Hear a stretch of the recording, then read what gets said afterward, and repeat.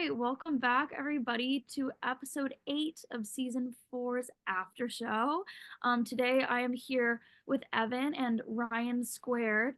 We have Ryan Berry and Ryan Dunker today. I know we've had Ryan on before and Evan as well. But Dunker, I'd love if you could talk a little bit about what you've been up to in life and how you're doing post Survivor at UCLA. Yeah, so I guess I graduated the year that we filmed this, so 2023. So 2 years out of college, working right now as a data scientist at HP, the printer company you guys might know. And then I'm also back at UCLA studying to get my master's in data science as well. So it's kind of where I'm at. I'm in Manhattan Beach, so like 40 minutes, 20 minutes south of UCLA at the moment. But yeah. Awesome. Super interesting. Um, yeah, no, I think Vince maybe is doing something in data science as well. So Hmm. maybe there's a reconnection moment on the horizon for Actually. you too. But okay, let's jump right into this episode. There's a lot to jump into, and I'm excited to have all of you here, especially because, we've been talking in some of the past episodes about this interesting like idol, fake idol dynamic. And yeah, Ryan, you were just out, missed the double, and then you're back and your idols are gone. And then Ryan, you played the fake idol and you've kind of discovered that Dunker's been lying to you. And it leads to kind of this fractured relationship, which I think is really interesting. But I want to start with the immunity challenge. And we kind of do this like touchy subjects challenge with a twist where the winner effectively gets to decide who gets like a punishment. Evan, I'm curious, talk me through like kind of what that like whole decision process was like on our end. Well, actually ended up being way muted from what we wanted. So we had what I had, it was a 1,000 piece puzzle that was all black pieces. They kind of talked me off the ledge on that one. So you got lucky there, Ryan. But yeah, I think, we wanted to include that challenge, of course, as a favorite on production's end. But we didn't want it to determine the individual immunity winner, which I think was our thinking. So I think that was our compromise. How do we still include the challenge without like making it so whoever's in the best position of the game automatically gets immunity as well. Yeah, no, that's so interesting. I think like it kind of creates like a social aspect. Like obviously as a baseline, right? There's a social aspect to touchy subjects, right? Because you're talking about where other people stand in the game. But then adding like the stabbing of the cups to kind of determine like who is going to end up with this disadvantage, I think is really interesting. Um and then yeah, I know Dunker you weren't at this challenge, but Ryan, you did receive at least one of the superlatives, which was overstayed your welcome. And we talk a little bit about it at Tribal, but and one of the other superlatives that went out was like who needs a wake-up call in this game. And you didn't get voted for that, but do you think in a way that like that title kind of served as a wake-up call to you a little bit? Yeah, I think that was definitely I don't remember what I put, but I think I might have been uh like expecting my answer for the wake up call as well. Because I feel like overstayed your welcome and wake up call, they kind of go hand in hand. So yeah, I just remember in that challenge, like thinking that even though I didn't get the superlative for wake up call, like it basically like what you said, it basically just was a wake up call. Yeah, no, that makes sense. Well, okay, before we jump into the disadvantage, I want to talk about the conversation that you two have. Seriously, we've been talking for weeks on the after show about this whole like, why would Dunker lie to Ryan and like let his ally have a fake idol? So, Dunker, please walk me through like what was this thought process here? Yeah, it's a great question, and it's not really a sensible answer I'm gonna give you. Like looking back on it, I do there are some regrets. I think like the biggest thing that was kind of running through my head was my experience with the idol from the beginning. The clue that I had gotten from the smoothie challenge was the one that Elena had found, and so I just remember spending like few hours just going through those sunken gardens, like trying to find that idol. And, like I finally decided, like, oh, like somebody must have taken it.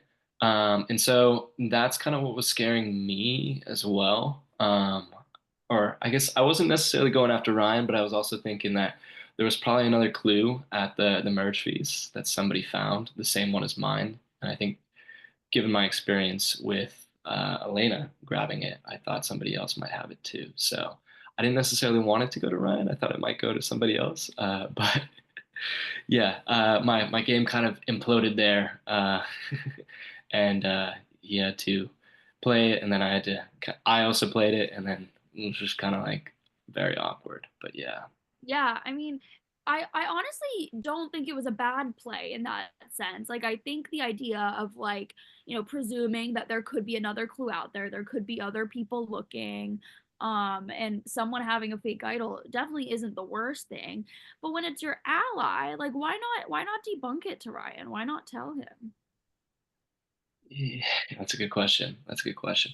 And that's where, like, that's the reason I got kind of, I think I would have told him had I not had a medical emergency, that it was fake, and also probably come clean sooner.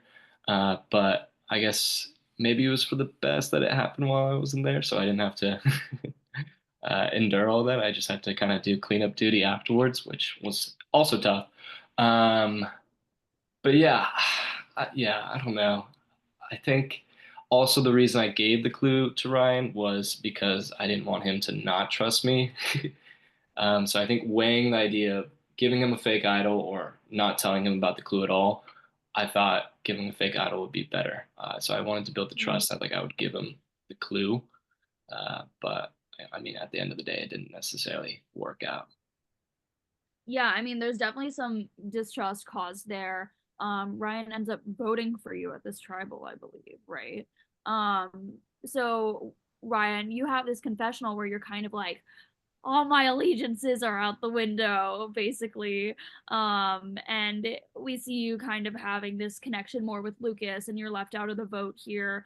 I think it's interesting that you weren't clued in by Elena, or really anybody here. Obviously, like you have this connection with Lucas, but I don't really necessarily think that's like a reason to leave someone out of the vote.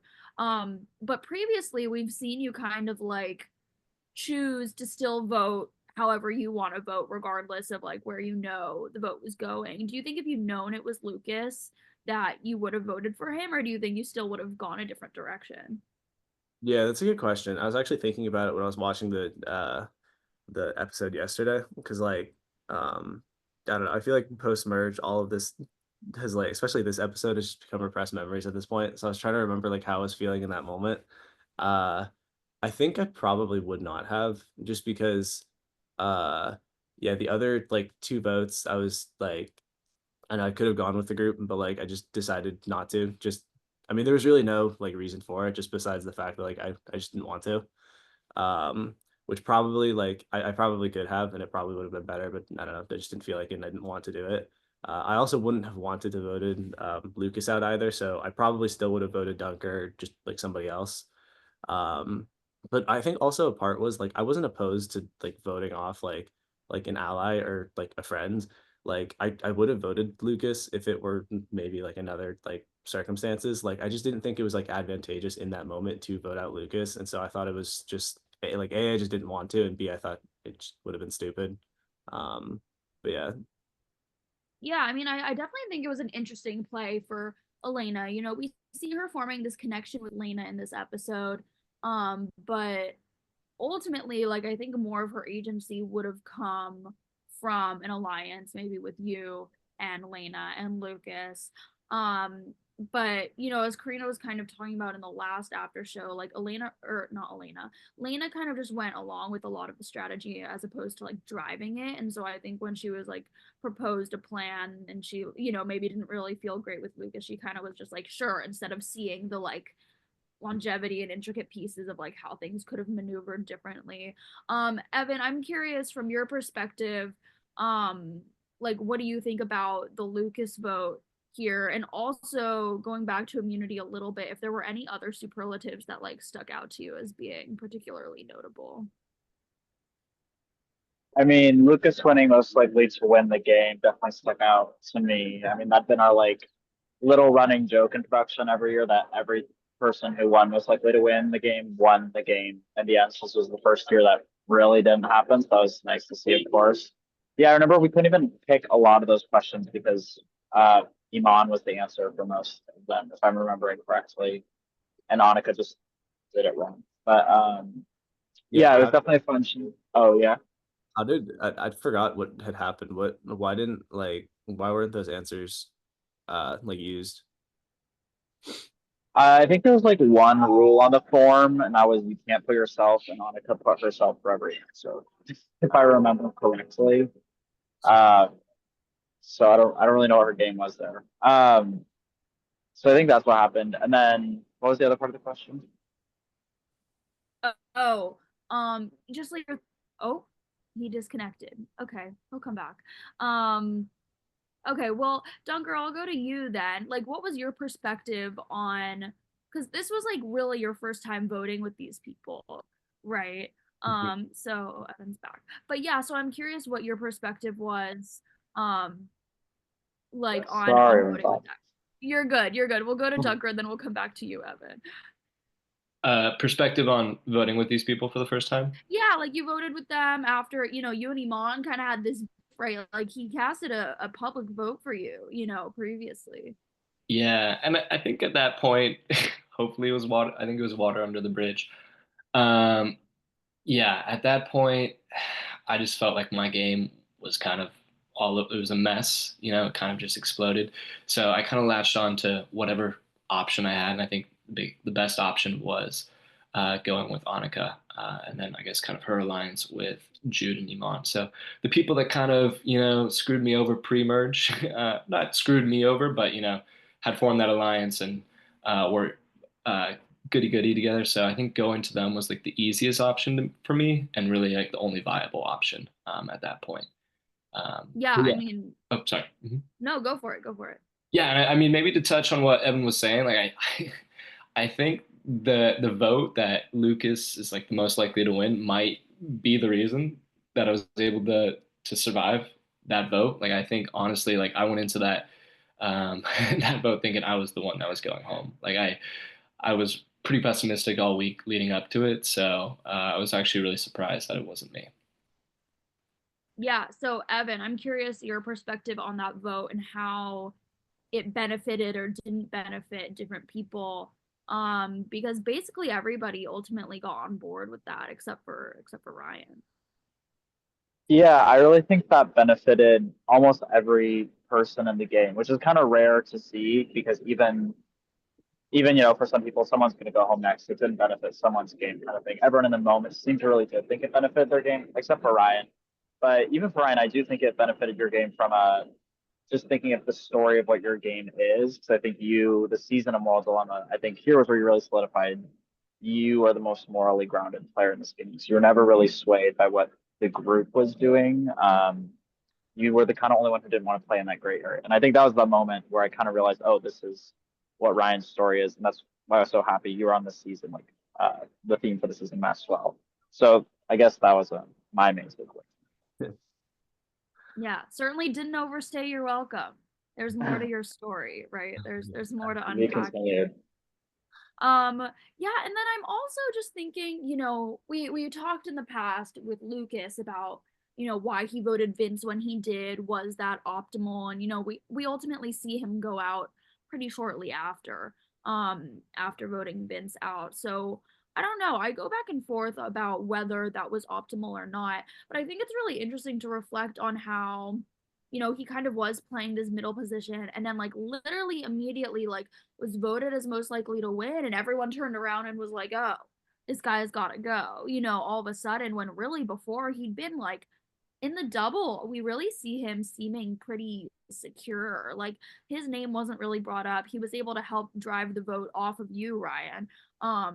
And then all of a sudden, like he's majorly on the chopping block, which is certainly like a change. Yeah, I don't know. Dunker, did you know that he'd kind of been after you? Like, was that all part of like why? Yeah, I mean, to be expected. I don't think I think I expected it. because we didn't necessarily chat too much leading up to it. And I think that whole week I was just kind of like, like I'm kind of screwed. So, and I think that's where it probably would have been good to, reach out to Lena and Lucas and kind of go through the formalities of talking. But also, thought to myself, like, I just, just kind of embarrassed myself in terms of, playing a fake idol on my ally, and then also like showing my hand with two other idols. So I thought my game was pretty out in the open, and everybody couldn't really trust me. So I think that's where a lot of like what was kind of going through my head in terms of like I was just like really feeling pretty cynical about my game, and so it makes sense that he was kind of going after me because I didn't reach out. But I guess it does go both ways. He could have reached out to me, but I wouldn't expect him to either. Yeah. I mean, and two idols is no small feat, it was definitely an accomplishment. I mean, one was kind of earned, given, rather than found, but the other was certainly found. Not without any trials and tribulations. I remember that was the idol where we got some random Evan, I'm sure you remember this. We got some message on our Instagram account being like, "Hey, I found your idol. Like, what do I do with it?" And we were like, "Put it back." We had to like text you, be like, "Hey, it's actually not there right now." So, because like, I don't know, I remember my concern being like, if you looked in the correct spot and then it wasn't there, then you would think it wasn't, you know what I mean? Like, you would think that that's not where it's supposed to be, but it was like, then you already looked there and it was just because someone else had it. I was like, oh my God, there's going to be like this oversight. So, yeah, if you're watching this and you go to UCLA and you find one of our idols, please put it back. Please don't take it.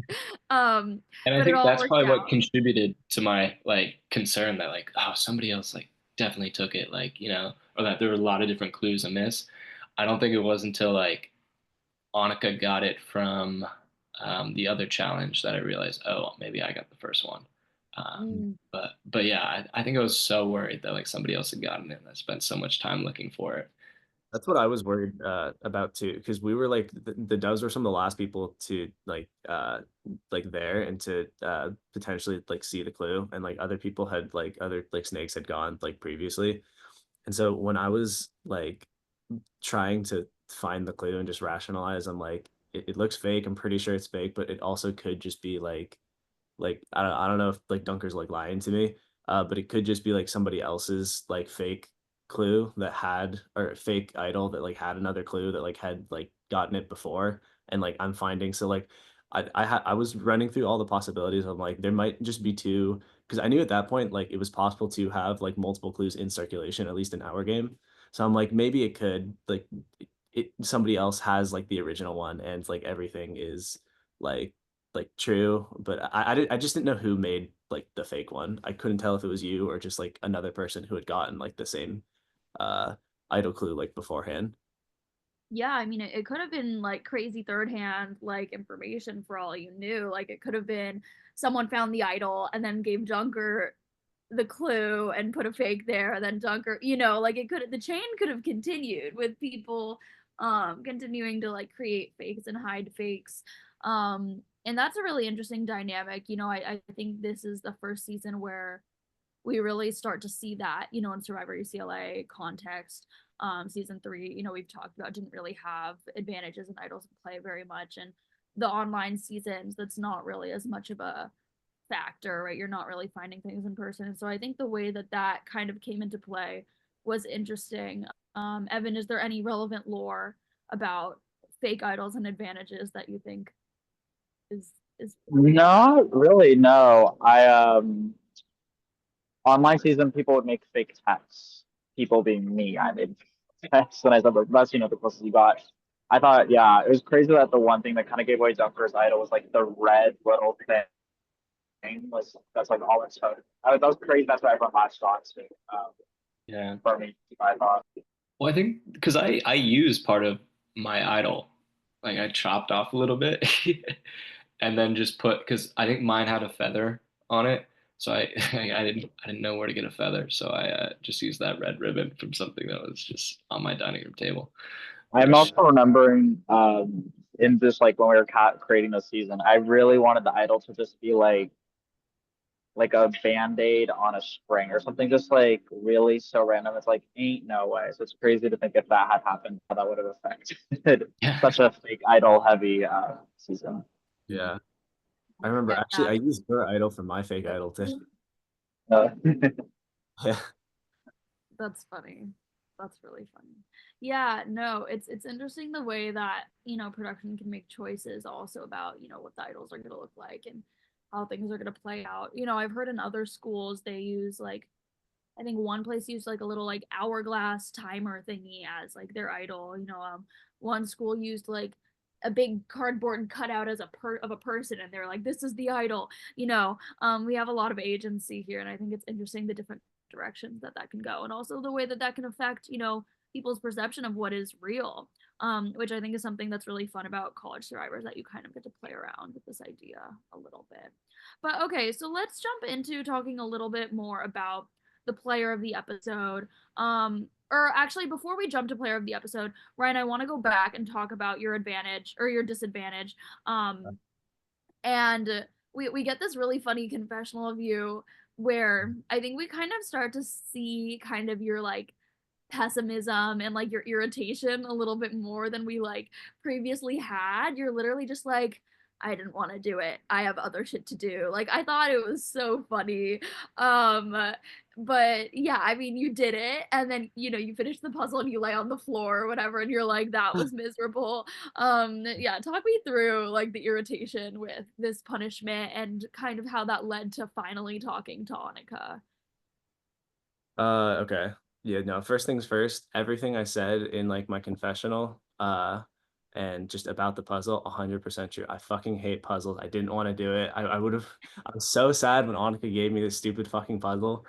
Also, 1,000 pieces, Evan, 1,000 pieces of a black puzzle would have been fucking diabolical. I would have just, Thank you. I want to play hard and I wanted to like try my best, but like at 1,000 pieces of black, I probably like there's no chance I'm doing week 8 too. There's no No, chance I'm doing they made the right call talking me off that. it.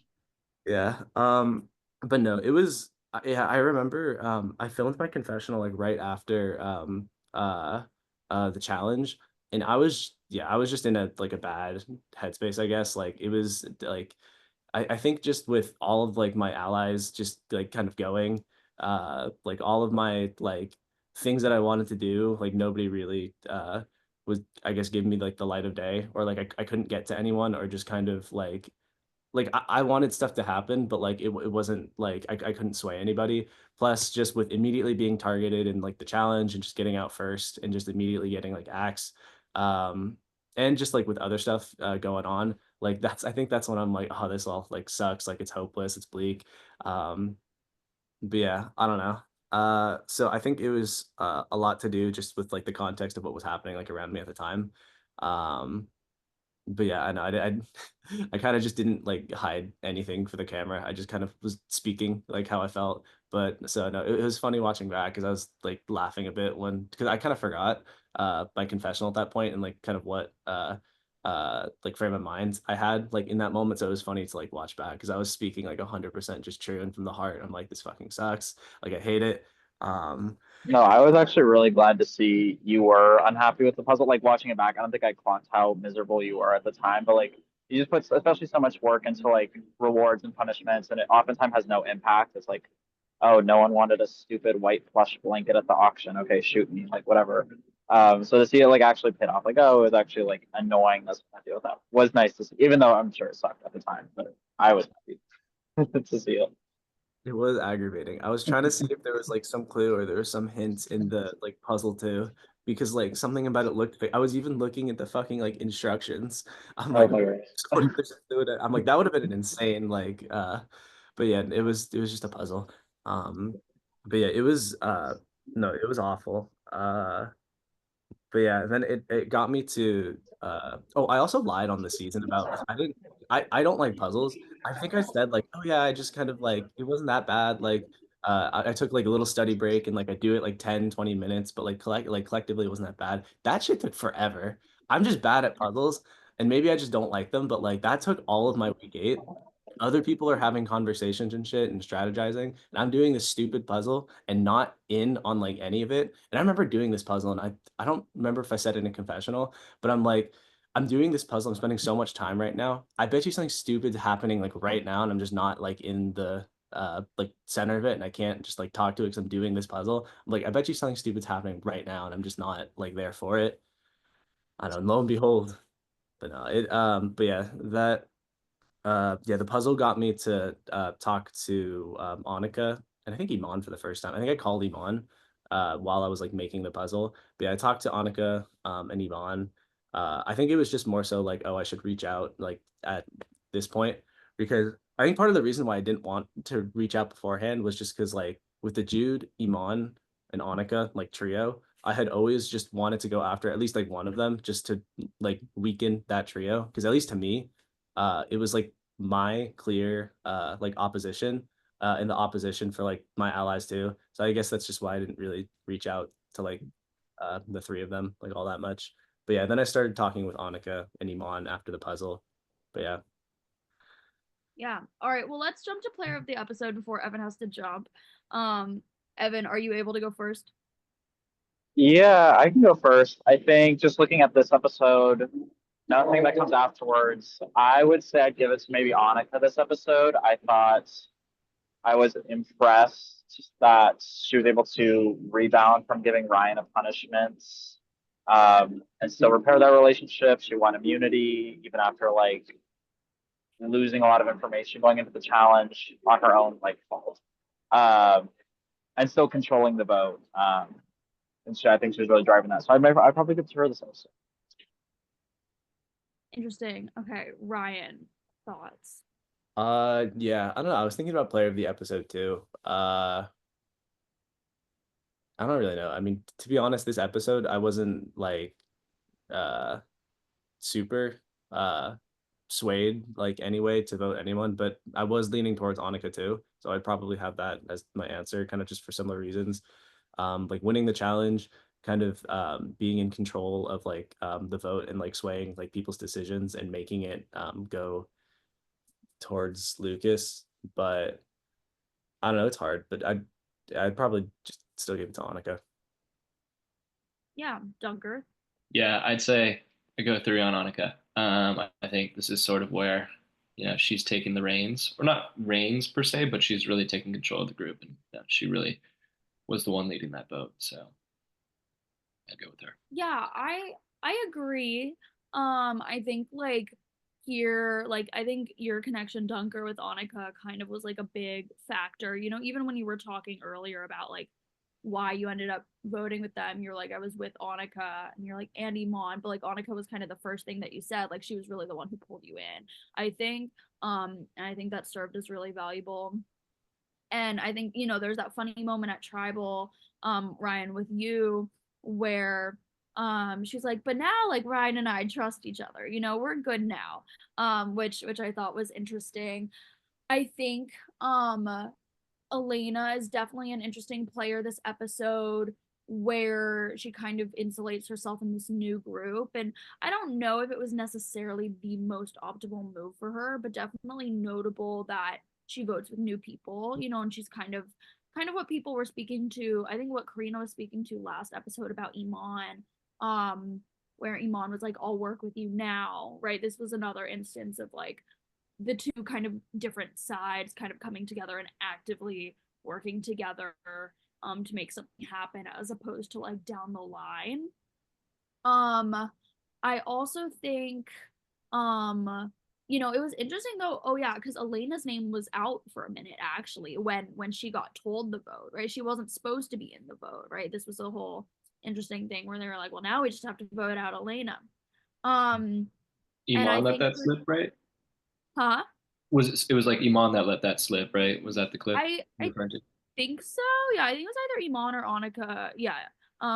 Probably Iman, I think, who told her. And yeah, so it was like, or it was Lena. I don't know. In the conversation between Annika and Lena, Annika kind of frames it. Oh, when they're telling Jude, Annika frames it as it being what's it called? As it being Lena's fault. But I think like it seemed like Lena like Elena went to Lena being like, hey, I heard the vote is Lucas. So I don't think Lena was the one who told her initially. It seemed to me like it was either Annika or Iman. Yeah, it wasn't super clear to me. I Evan, have did to you run, everyone, but this was fun. Yeah, it was Iman who told. Iman had it been trying was to kind of keeping her roped in for all of you. Okay, bye everyone. This was fun. bye, See you great to see you, around. Have a Evan. good Friday. Um, but yeah, so it was Iman, right? Because that was their connection kind of coming to fruition, and really kind of building that they like started at the double, kind of where Iman was like, if there's an idol, make sure it's not me. Yeah, continuation of that. So yeah, there definitely was some panic there. And then I think Lena, Elena tells Lena about the idol, which I think is an interesting exchange of information because she's expecting it to be like mutual, and then it's not ultimately because Lena's like, I don't have it, because Iman has it. So, which I think is interesting. So, okay, I don't want to give all four to Annika. So I think I will give mine. I think I gave mine to Elena last week, but I'll give it to her again. I think her ability to insulate herself in this new group, I think was impressive. Um, and yeah, I don't know. While I do think she lost another potential ally, I think she's building other bonds with players who are potentially more powerful. And so I think there's definitely something to be said for that. Um, but yeah, no, definitely a lot of interesting dynamics here. We're at, the final 7 now, and there's a lot of game left to be played. Jude has kind of fallen a little bit back under the radar, which I think is really interesting after being voted as the snakiest player in the game in this episode, which is I think is kind of funny when you have Annika and Iman right there as well. Jude was the one voted as the snakiest. So yeah, I'm definitely curious to see how it all continues to pan out. If nobody else has anything to say about the episode, we can kind of jump into the wrap up. Yeah. Okay. We can jump into the wrap up. Okay. So Dunker, I'll start with you. I ask everybody this on their first episode. But basically I'm curious to know from your perspective what it's like watching this back, like 2 years later. It definitely was a different time in your life. And what it was like being on it. And then also how it's like impacted you now. Yeah, great question. I guess watching it back, it's really fun because I mean, I graduated, so it's like kind of fun to like look back and like, oh wow, like this is what I was doing my winter quarter of senior year. So I think it's very reminiscent of, not only just UCLA, but also kind of what I was doing overall. So yeah, it's really fun to watch it, but also it does kind of stir up like a lot of past memories of like, oh wow, like I was, super in the thick of it and like, every week, like a lot of drama, a lot of stuff to debrief with friends and family. Thinking about like all the times I'd get swiped in by my sister and we just like strategize and chat for like hours. So like that all kind of came flushing back, and then also watching each episode. It's like a lot of those earlier episodes are, oh wow, I don't like really remember that. I think a lot of the later episodes are kind of what are very much more fresh, but watching those earlier episodes is definitely fun to watch. Um, the second question, how it's impacted me? Yeah. Yeah, Yeah. that's a great question. Like maybe being in terms of trust, like in terms of trusting people, you can't always trust people, so just, you know, being level-headed. I will say like maybe the impact is like I guess my game was very calm and collected. I think I come from like a data science background, so I'm very calculative in, my approach and, I'm thinking about like all these different options, but also I feel like as a person, I'm sort of type B at points. So, kind of combining those and kind of flying under the radar, is something that maybe tracks from both Survivor and in real life. But Mm. yeah, I don't know. I think learned a lot from the game. I think maybe the biggest thing is that, if you make yourself a big player, if you're super loud, big threat, you will be taken down. And I think that's kind of maybe what we saw in this episode here with Lucas. Yeah, no, that's all super interesting. I love that you would go to the dining hall with your sister and just like strategize. Like I think that's like what's so fun about this game is that you're still in your own community, and you still have your network, and it's really fun. I think like people outside the game get really invested and excited about it, and they want to hear how it's going and they want to like know your plans and like be involved. I think that's a really fun aspect, and I love that you got to have that experience. Yeah, no, that's awesome. I love asking everyone like what it's like watching it back now, because I know for me watching my season back was like strange. And yeah, but it's like fun at the same time. And whoa, especially now it's like I was a freshman, like I was a totally different person as I now get ready to graduate. Um but yeah, if no one has anything else, thank you both so much for being here. This was a pleasure to have Ryan Squared and Evan as well, of course. Thank you to him. And I will see everybody next time, next Sunday at 8 p.m. for the next episode of the season 4 after show. Bye. All right, bye.